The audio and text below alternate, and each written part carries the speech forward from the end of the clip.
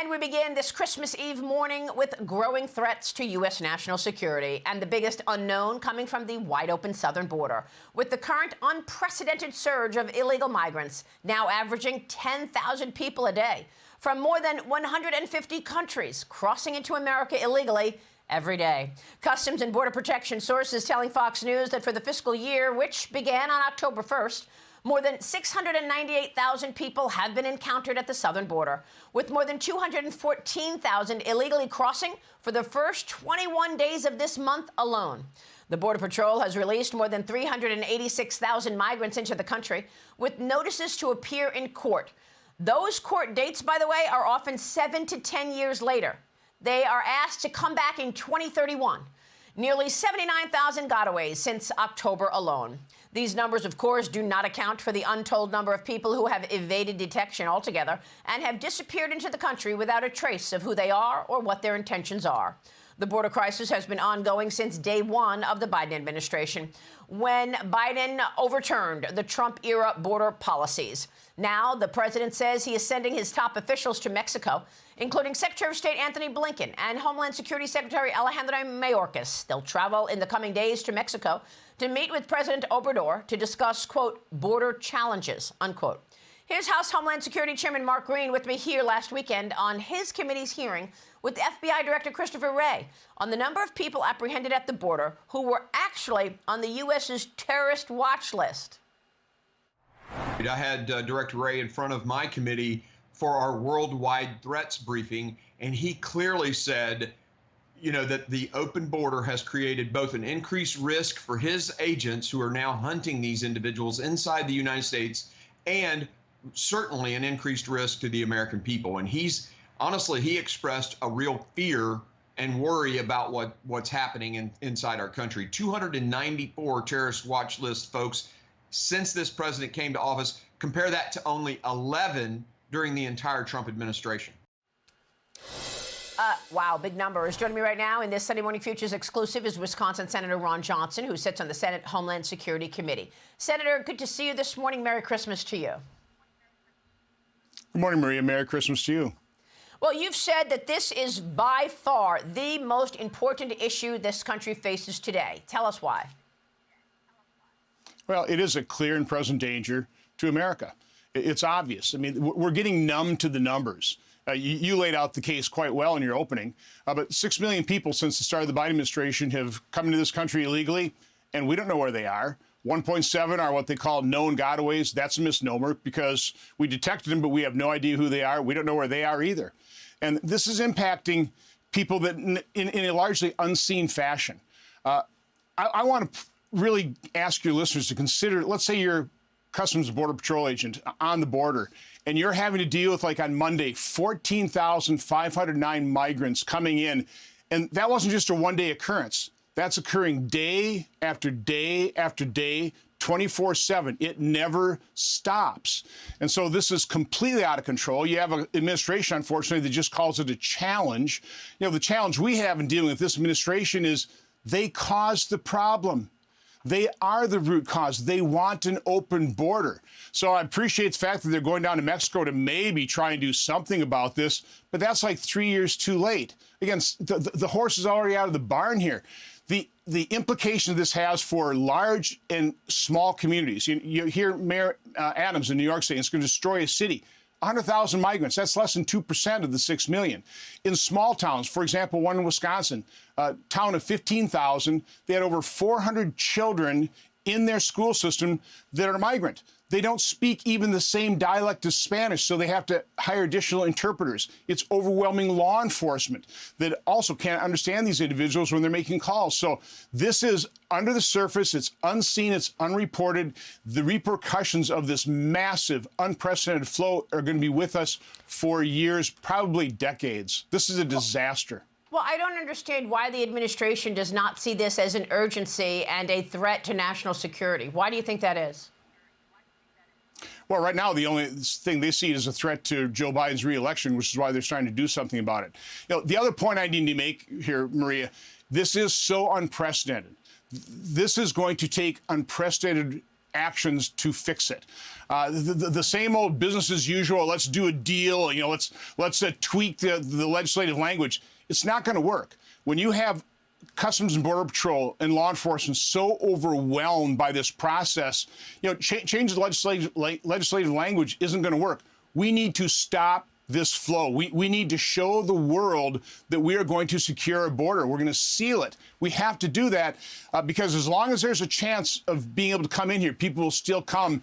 And again, 14,509 people in one day alone, and that's during an average of 10, 11,000 a day. It's just overwhelming the system. It's just incredible, Senator. It really is. And I guess there's a population out there who want this. They want a new world order. They want to fundamentally change America. Yeah, they want global governance. They want no borders. They certainly want people coming into this country and probably destroy it.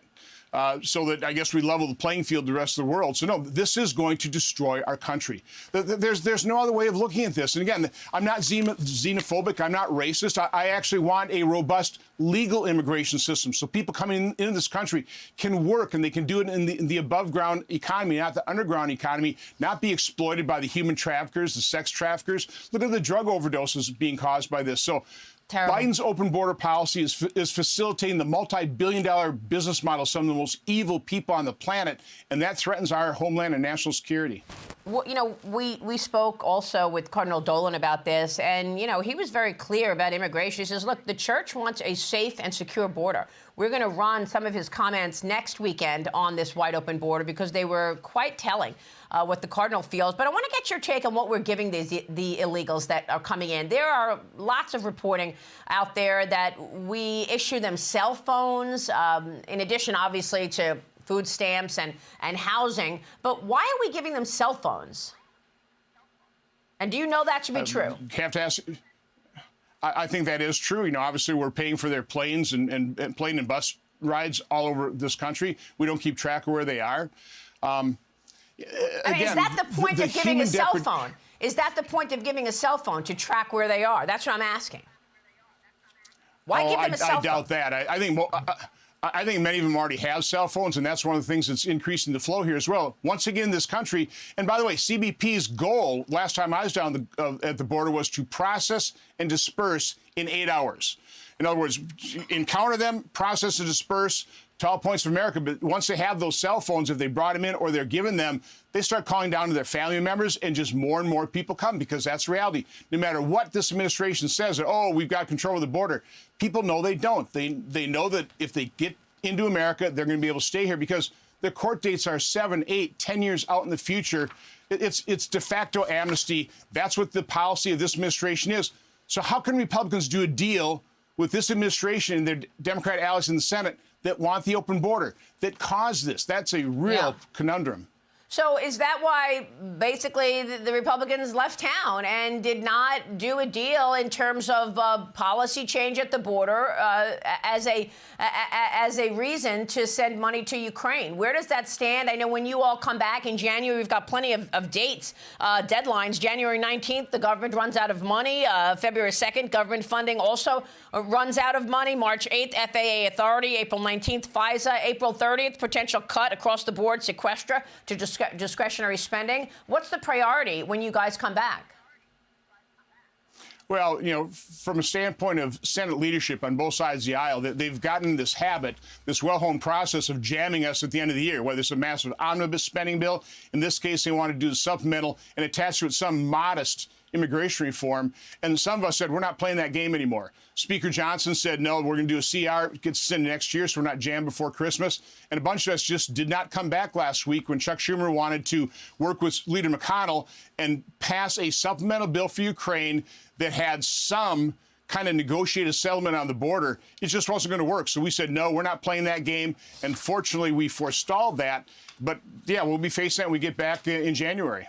So are these the issues that gets the GOP elected in 2024? Is it the border? Is it the ineptitude on economic policy? How do you change this situation? And how do you get different leadership in place in Washington? Well, I hope the American public is paying attention. The look at Democrat governance, the Biden administration, their game plan of open borders, 40-year high inflation, massive deficit spending, war on fossil fuel, the embarrassing and dangerous surrender in Afghanistan that emboldened people like Putin to invade Ukraine, emboldened the Ayatollahs and Hamas. So Democrat governance is a disaster for this country. I hope Americans have their eyes open to that fact. Unfortunately, we have a media that's a cheerleader for the Democrat and the liberal, the radical left agenda. So it's a real problem. Well, at the same time, you've got election interference underway. We're going to get into this with John Ratcliffe coming up. But the Colorado Supreme Court decision is out there in terms of removing Trump's name from the ballot. Final word there. Well, radical leftism has infiltrated every institution of this country, our courts, our education system, government agencies. It's a real problem. That's what needs to be rooted out, radical leftism. Are you going to do anything about it? You're going to stand up to Mitch McConnell on these issues? Well, I have been. I led the effort to make sure that we delayed the vote on